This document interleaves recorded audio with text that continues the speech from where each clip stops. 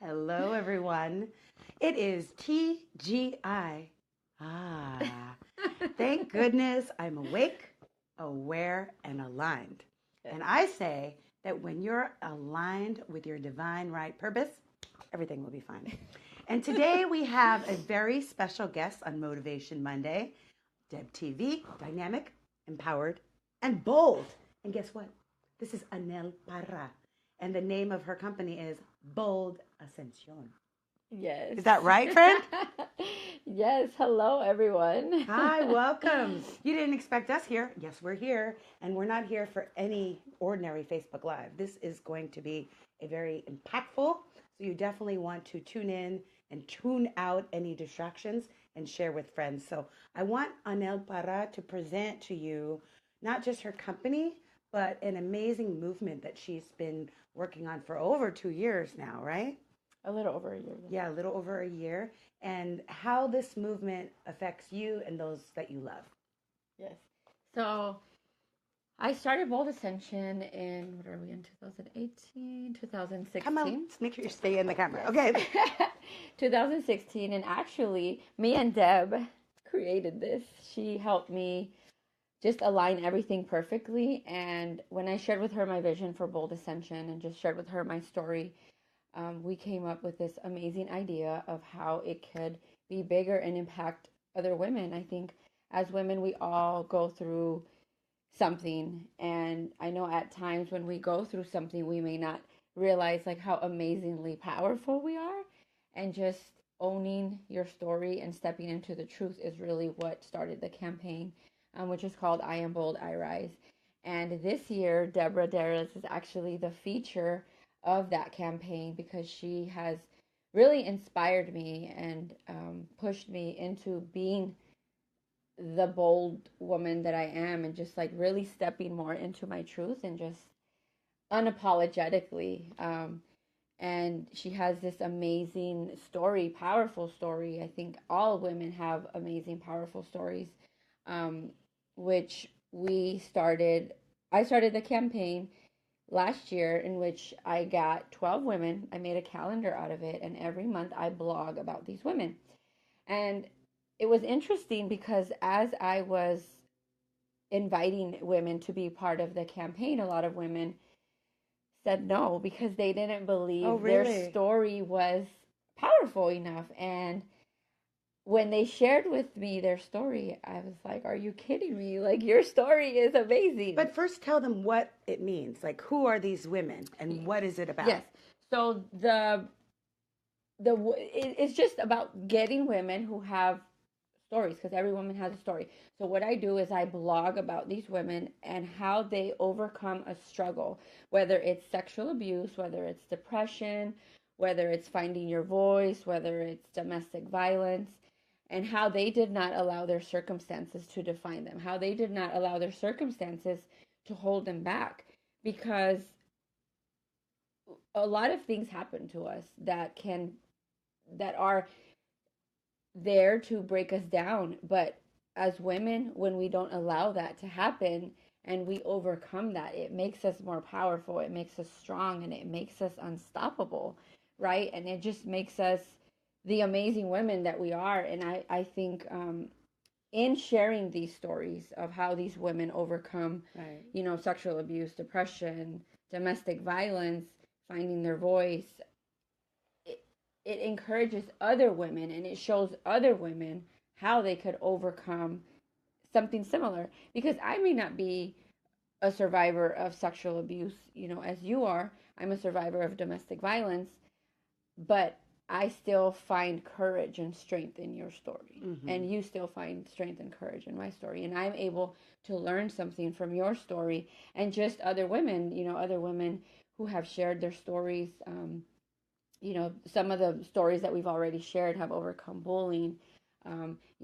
Tamara, who, had a very tragic accident and is in a wheelchair, has a dynamic story. I can't relate to her story, specifically, but there's parts of her story that I'm able to relate to. Yeah, and I would call my story more assault than abuse. But the point, I think, in this year and last year, we've heard a lot about the Me Too movement, and now you're hearing about the I Am Bold, I Rise movement. The point is that I think a lot of women think that they're alone. A lot of women feel shame about sharing their story. And I think there is a lot of judgment, like when people say, well, why are they waiting to come out now? And I remember so many people were defending Bill Cosby back in the day. Yes. And I was having arguments about that because I was drugged just like many of Bill Cosby's victims were. And when people were thinking just because he's a great comedian or just because they thought it was the man trying to take a black man down, whatever, not realizing that people that have had these experiences have shame and guilt, that we're not coming forward later because we're just waiting to get back at someone. It's because it took us maybe 10 years to process it. To get and the courage. I'm still having panic attacks from an assault that happened 8 years ago where I can't get on the freeway, even yesterday. Yeah. So it's something that isn't just like an incident that happens one time, you get over it. It's a trauma that has to be dealt with. And so many women and men, as we hear, a lot of men have had this as well, not as many, but some men, that it's something to be transmuted and transformed. And your campaign gives people a voice. It gives people a face, because one of the things about her campaign is she's featuring all of these powerful women. And her event, which you can watch on this Facebook live page, you could see it. I did a little bit of video from it. Every single woman was like owner of a company and very like a trailblazer. This, if you look on their Facebook and Instagram, you'll never notice or even think that they've ever had a trauma. And this is why it's so important, because we find our voice and our power in our vulnerability. Yes. Instead of thinking that we need to be strong and always talking about the positive, sometimes we need to realize that it's not weak to talk about things that have challenged us, but it's human. Absolutely. Right? And I think it's important that you talk about shame, because I've always been this like strong, according to like, you know, everybody else in my life. She's like military strong... friend. Air Force. Army. Sorry. I'm a soldier. You know, I've been looked at as a strong woman, and I think that's what held me back from letting people know that I'm a domestic violence survivor, because I was ashamed or embarrassed. It's like, if I'm this strong woman, why have I put up with it? Why did I put up with it, right?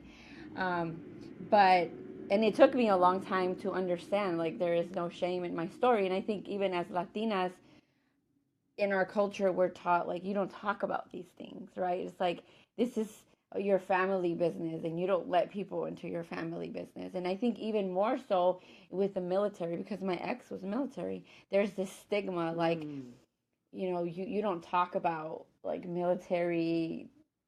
It's like, you build this community in the military, and it's like so enclosed, and it's like what happens in that community stays in that community, and right. You know, so I think don't ask, don't tell, right? Yeah, absolutely. And I think that it's important that you bring that up, because yes, there is a lot of shame, and it may take, you know, some women a year, it may take women 10 years, some women may never open up, you know, and that's okay. But I think the beauty of this campaign, and it's just blossomed into something amazing, which is beyond like my wildest imagination, is it's like I'm providing these women a platform to be vulnerable, to open up. And just like she said, they're all amazing, powerful women. And when you look at them, you think like, wow, like they have themselves so put together. You know, they're so powerful. Like you, when I met you, I met you speaking at an engagement, and I was like, she has so much energy. She's just so full of life. She's a strong, powerful woman, which you are, you know, it doesn't take away from it.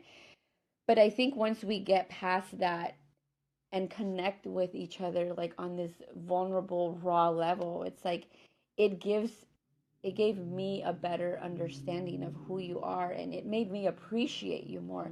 And it made me appreciate all the women that have been a part of my campaign, and all the women that will be a part of my campaign. Not all of them are, you know, have businesses, but I think just every single woman is like powerful in her own way, and just the beauty of being raw is and authentic and just transparent is like, it's so beautiful and refreshing. It really is. It really is. And the calendar, which is over there, I should have brought it. Here, I'll bring it. No, the microphone. No, you can't get it. Okay. No, we'll lose our sound. So she created this calendar where each month is featuring a survivor. We don't call ourselves victims, but we call ourselves survivors. And with that, we can be bold and rise and thrive, and through our stories, support other people. So for those of you that don't know my story, I just wanted to just briefly share. And by the way, Anel gave me the courage to share it. I never shared it before publicly until her event, which was last month, I believe. And we have a little 3-minute clip of that. But just long story short, my story was I was recently divorced, and it was Christmas Eve, and I had gone to church. And even though it was beautiful love at this church, I was driving home, and it was the first time in 11 years I was ever going to spend Christmas Eve alone. And my family was so used to me being strong and independent, and never thought that I would be vulnerable, didn't invite me over. Or if they did invite me over for some reason, I was like, no, I'm okay. I don't remember, actually. So I just know that I went to this party, and I went to this party by myself. And it was before the days of Uber or Lyft or anything like that. And at this party, I had planned to spend the night. So that's why I had a drink. So, because the girl that hosted the party said, you have a room, no problem. And then I get to the party, and she's like, no, you can't spend the night for whatever reason. Some guy was spending the night. And little did I know, but I had a drink in the kitchen, and some guy, PhD from CSUN, put something in my drink. And then she, the person from the party, which I felt like she set me up, said he offered to take you home. And I only lived, it was going from Culver City to Venice Beach. So it was like a short 2 miles. I could have easily taken a taxi or whatever. But I felt, because this person that I knew that had hired me to speak was trustworthy. And when I got to the house, instead of just dropping me off, he, assaulted me. And then when I reported it the next day to her, she said, oh, just take it as a bad sexual experience. And then he started stalking me. He came to my door because, of course, he knew where I lived, and just was like threatening me to the point where I had to enter. They have this victim relocation program where they moved me. And this was my dream house. I was living on the beach, on the ocean. I had wanted to live there for so long, and it was a dream come true. And to have to move from this sacred space and create so much drama because, I called the police. I went to UCLA, had a rape thing, and the police basically said, we can't do anything for you because you were at a party with him, and we consider that date rape. Sorry, we don't care. You have DNA evidence. We won't do anything for you. So those of you out there, especially men, supporters of this movement, you have to realize that as women, we do speak up, and we do go to the police, and oftentimes they don't do anything. And so it's not, and so when we have, discouraging sometimes. It's very discouraging. And, that the stalker used to show up to my speaking events, because I would have my speaking events on my calendar. I did something at the women's conference, and he showed up at the wine reception at the bar, this guy that had drugged me, and just looking at me like, I got you, you cannot get away. Like, he just was so smug. And then he started teaching at the university where I was teaching, and I ended up quitting, losing like $3,000 a month of income. So there's a lot of consequences besides physical, financial, emotional, mental, spiritual, because it really affected my relationship with God. I thought, wow, if God didn't protect me, but I have to realize God, in my intuition, said, don't go to the party, go home. And I remember saying, oh, but I don't want to be lonely. And God saying, but you're at one with me. I'm like, whatever, I'm going. And now that's why I'm wearing this cross, and I have Jesus right here. He's with me. I will never feel alone when I'm with the divine. So I think that was a great lesson. I know you didn't ask me for the lesson, but that was a great lesson. It's fine. It's interesting that you say that, because I remember the last time that my ex-husband got arrested for assaulting me. Um, I had to really push, and the police were there, and they said, "Oh, it's not that bad." What? Yeah, like, because I didn't nearly die. Oh, you're Yeah, alive. It's not that bad. it's not that bad. So we do get the courage to speak up, and then sometimes things still don't happen. And uh, honestly, the last time that he, physically put hands on me, they were not going to do anything about it. And the only reason why anything did happen from it was because it ended up coming to light that he had sexually molested our daughter, but because there was a more serious offense, that made that come to light. But otherwise, I don't think they would have done anything about it. So there's not only the fight with the perpetrator, there's a fight with the legal system and the fight to be believed. The police told me, oh, why don't you just write a letter anonymously to his employer, and that's what you could do. I'm like, yeah, we could go on and we on go about on that, and but moving on. I am bold. on. I rise. Let's move. But it's not something to just move on from, because there needs to be acknowledgement in the justice system. And I think it's better now. I mean, those of you that follow the Me Too movement, some guys think, oh, women are just coming after us and there's this and that, not realizing the culture that has been happening for decades, and that, probably police are much more listening now, but who knows for how long, and you may not realize how long it's just been an issue. Yeah, absolutely. Mm-hmm. So, Deborah is my feature. Deborah is my feature because she's a survivor of a sexual assault. And, as I blog and share about these women, the purpose is to educate and empower other women. So I want to ask you, when you were at your lowest point, what was it that helped you encourage you to break your silence?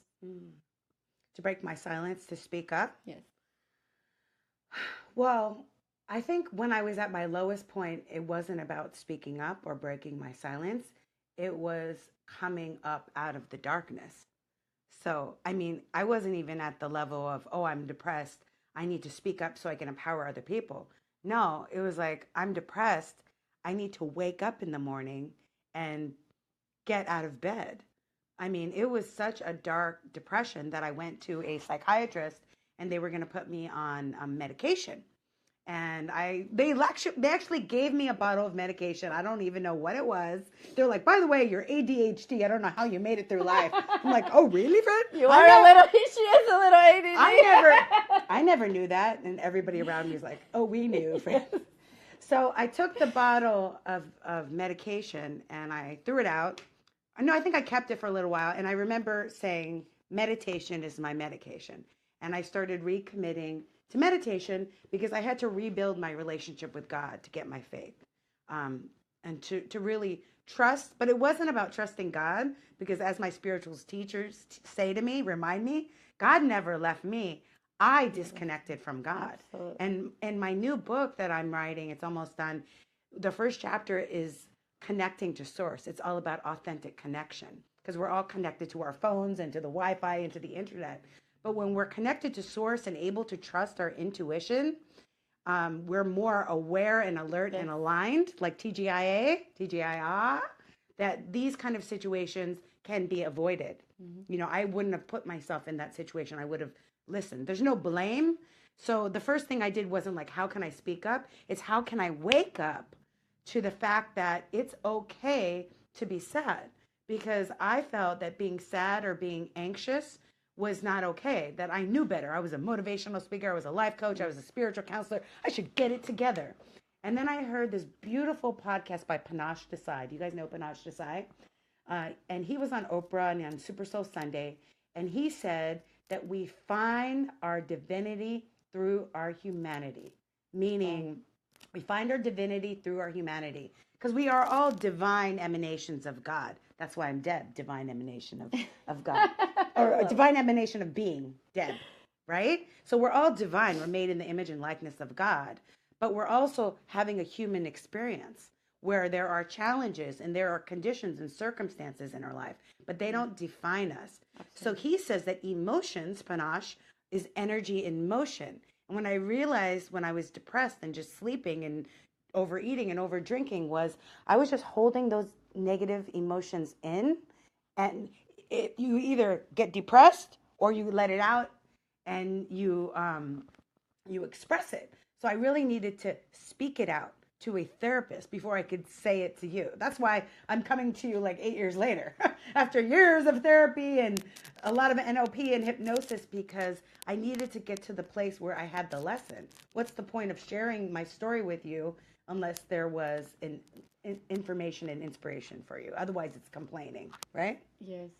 And I think it's important for people watching this and just anybody to understand like your journey, like how you processed it is your journey, right? Right. It doesn't always look the same for other people. Like some women, it happens to them and they're able to process it and heal from it a lot sooner and they're able to talk about it. While other women, it may take them 20 years. And Right. some people may never talk about it.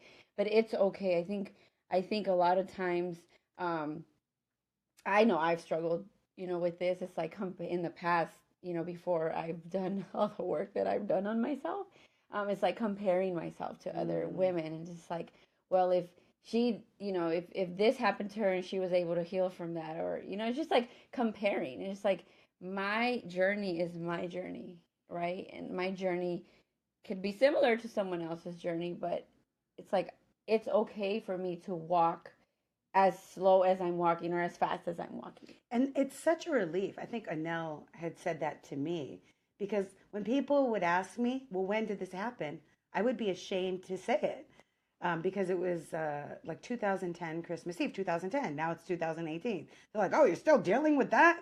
But when you say that, Anel, it gives me peace because I realize, oh, this is my journey. It's not like, oh, you have this attack and it should be gone. The first 3 years, I was so numb that I never even processed it. I was like, oh, I'm so grateful that this hasn't affected me at all. When they moved me from Venice Beach, they moved me into like the nicest place in Marina Del Rey. I had room service, friends.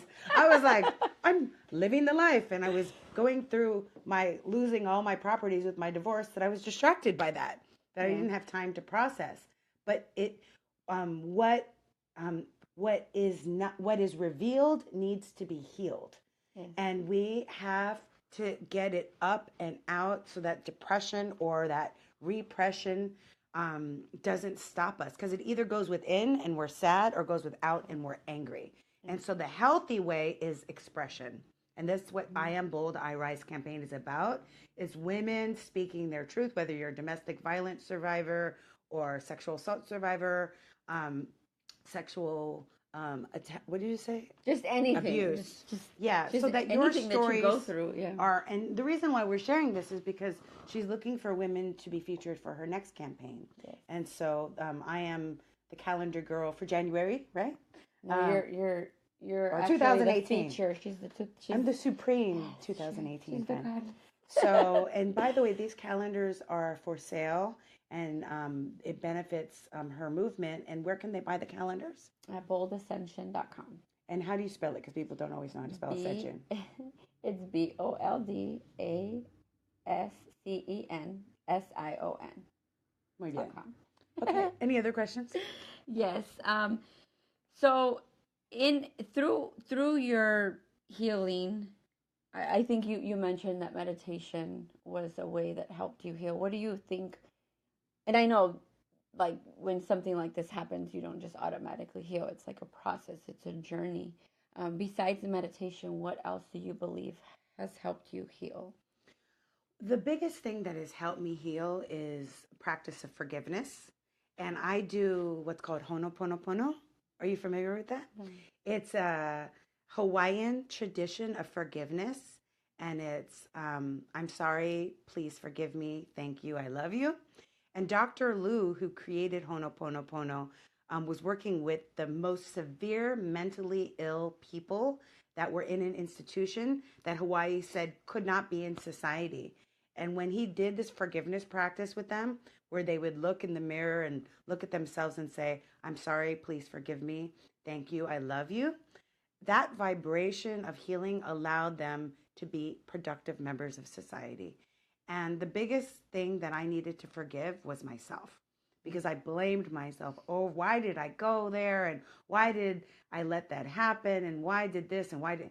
And that whole blaming of myself stopped me from healing. And this forgiveness process is not a one time deal. And I remember somebody asked me, well, how do you know if you've forgiven the person? In this case, the person being me. And it's when you could say thank you for giving me this experience. So even though I would have made different choices if I had to go back, I believe that everything happens for a reason, and that the way I move and speak and communicate as a professional speaker, as a Latina empowerment speaker, as a motivational speaker is from a different place, having had this experience. It has really made me humble. It's humbled me, this experience, and also going through my divorce and all of that experience. So I can be a lot more empathetic, a lot more compassionate for other survivors and just for people in general. Because everybody, like you said, has a story. We learn in school history, but what about her story? Oh, friend, what about her story?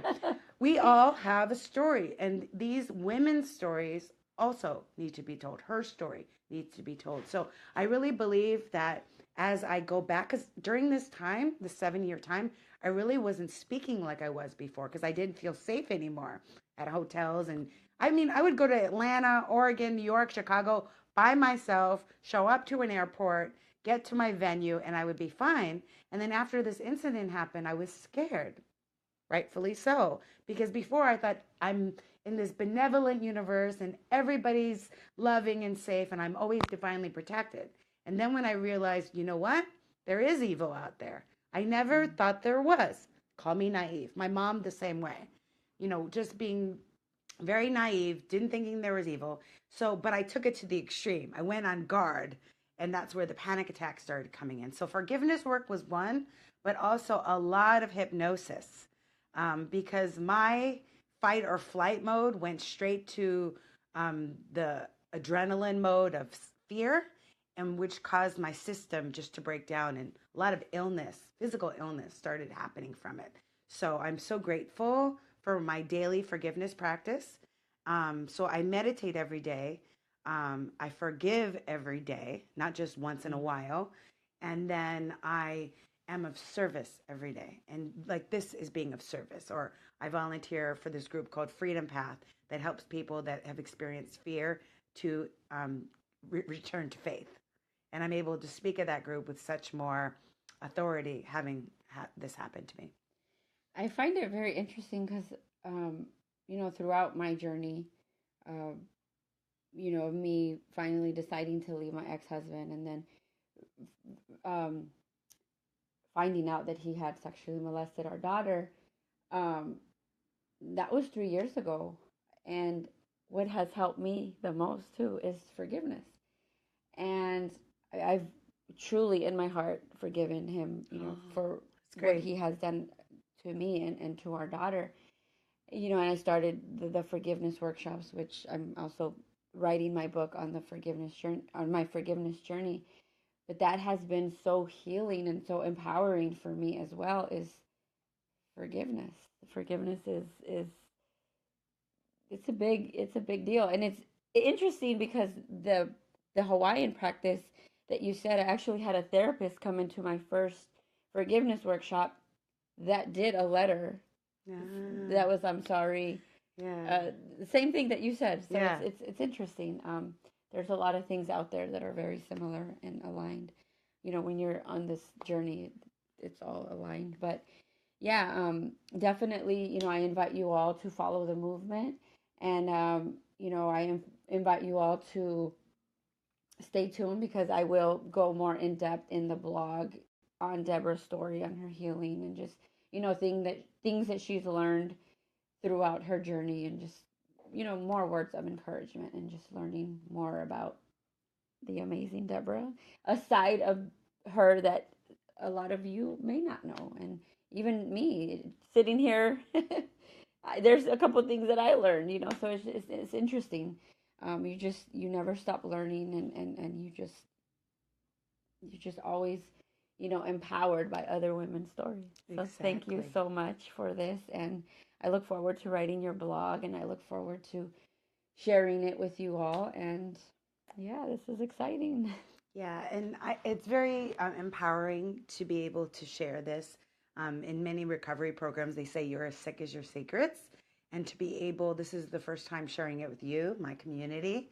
So it's a very special and sacred experience for you to be here, energetically supporting me and morally supporting me. And I just want to say thank you to everyone because I just have the best people in my life. And so my synergizer bunnies. No, I love you, friends. So I just want to say thank you. And please, I'm going to put the link for Bold Ascension so you could support the calendar and the movement. And if you feel called to go to Anel's workshops on forgiveness or any of the other events, make sure you get on her email list. And you'll be hearing a lot more from this amazing, trailblazing woman. I'm lucky I got the interview first. Oprah, you're next. Tag, you're it. Yes, speak it into existence. Okay, friends. So I just want to thank you again and remind you that with the power of synergy, anything is possible. Yeah. Todo es posible. Bye.